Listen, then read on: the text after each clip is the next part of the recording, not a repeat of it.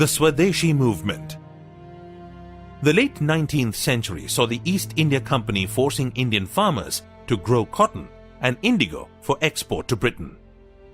What followed was the import of finished goods, mainly clothes, from Britain for sale in India. So, despite being a leading producer of cotton, the Indian markets faced a shortage in the availability of raw cotton, as most of it was exported to Britain. As a result, the clothes produced by Indians were more expensive than the ones imported from Britain, and the Indians began preferring to buy foreign goods. This vicious cycle of British trade spread poverty and suffering among the weavers and farmers of India.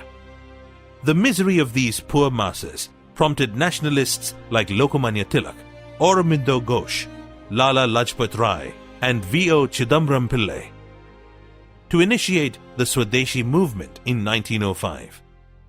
Swadeshi means belonging to one's own nation, and this Swadeshi movement was an economic strategy that appealed to the Indian masses to use only goods produced in India instead of those being imported from Britain.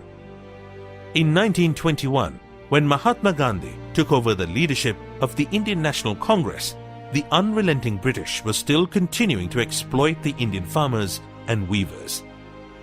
Mahatma Gandhi added momentum to the Swadeshi movement by emphasizing the need for Indians to wear only khadi, the hand-woven cloth, and boycott the mill-made clothes brought in from Britain. The Indian people not only bought and wore khadi, but also threw the mill-made clothes into bonfires set up on the roads to show their resentment to the British oppression.